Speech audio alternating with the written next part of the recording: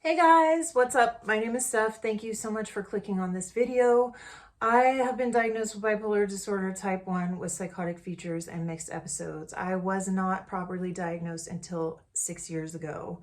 So I have the unique experience of having gone through 4 severe psychotic episodes, and each one lasting an extended period of time. The last one was the longest and lasted about a year until I was jailed and force medicated, and that is when I finally got help. So this channel is to advocate for med compliance and help you guys better understand about bipolar disorder if you're a loved one, and to kind of work as a coping mechanism and help me connect with you guys and feel less alone. So if you have comments, thank you so much for all the comments you've put so far. Yeah, let me know. So I don't know if you guys can relate to this, but I kind of think you probably will. 6 years into my diagnosis, I thought that once I figured out what was going on with me, once I got this diagnosis and on medication, that everything would be okay and that I wouldn't have an episode, and that when the doctor said that there's a 10% chance that I could still go psychotic, that was very low and that I didn't really have to worry too much.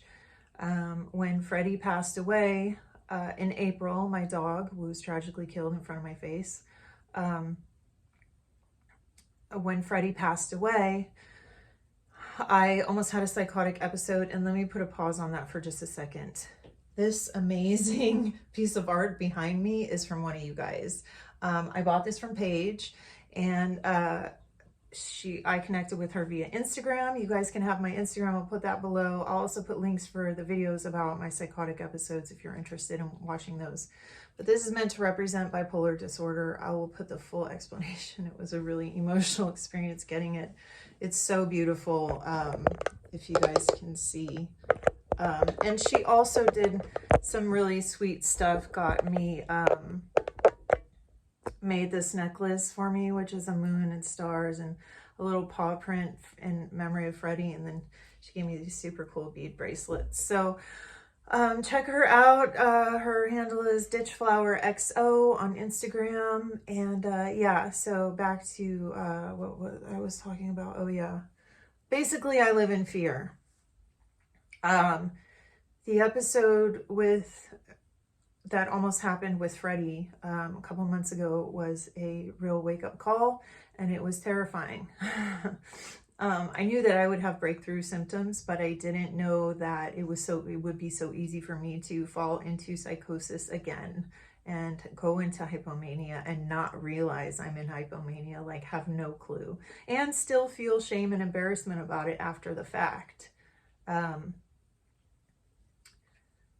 So I feel really guilty oftentimes because I feel held hostage to my illness.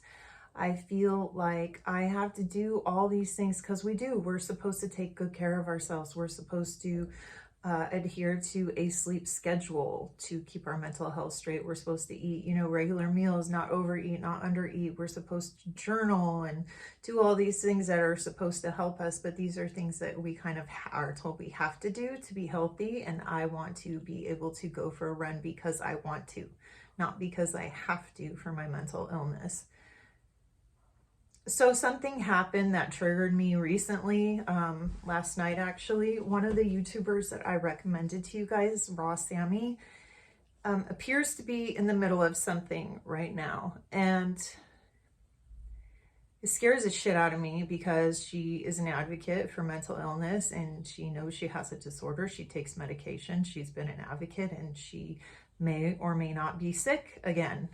And I can't say that she is. All I can say that is in her video, she appears to be completely out of character, which is a dead giveaway for Mania. And to an outsider, it may look like she's using substances, or to an outsider, it may look as though she's in psychosis. I can't judge her. All I can say is that she's currently completely out of character, so it scares me. You guys can check out her. I still recommend her channel, but her name is Rawsammi. I'll put her info in the description as well. I feel held hostage to my illness. I feel guilty for not doing everything that I should do to take care of myself. I feel upset that I'm still having breakthrough symptoms, and I've been depressed the last couple of days. I have flashbacks every single day about watching Freddie die. So that is an underlying trigger that's always there. But seeing people that are taking care of themselves and taking their medication get sick again, like I hear about this on the news, like somebody being an advocate and then later ending up dead because they've gone into psychosis or and gotten in a bad, you know, in an altercation with cops or whatever, and they die. And so I feel like I'm still living in fear, even though I'm on medication. I'm still have to be the, please don't ever let this happen again. And I think I'll be able to handle it better now that I'm on medication, but it's still an underlying fear and it's terrifying. And I just want to know if that's something that you guys go through, because it's been a while now. And it wasn't until I went to IOP after Freddie died, I went in the psych ward. So I was already upset that I had to go to the psych ward, that I had failed at taking good enough care of myself to where I wouldn't get sick again. But then when I got out and went to IOP, the outpatient program afterwards, I had like this huge realization and fear put in me after all these years, because I'm sitting in the room, and if you guys, you may know about this, but I'm sitting in group and one guy says that he is having suicidal and homicidal thoughts. And then the next person sharing is asked about their dog and says, I had to get rid of my dog because the voices were telling me to kill it. So grouping myself in that same category with those, with everyone, with, I mean, you know, this is, I've never experienced thoughts like that, but it's a severe psychotic illness like mine. So, and I do experience hearing voices when I get sick, and it's just understanding the severity of my illness has kind of been difficult to grasp.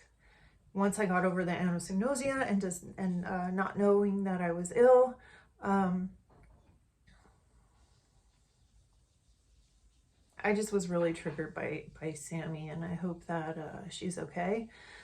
And I just wanted to let you guys know what I was struggling with, and I don't know, maybe you can relate. So leave your comments if you're a loved one. I hope this was somewhat helpful, and I hope to talk to you guys soon. Bye.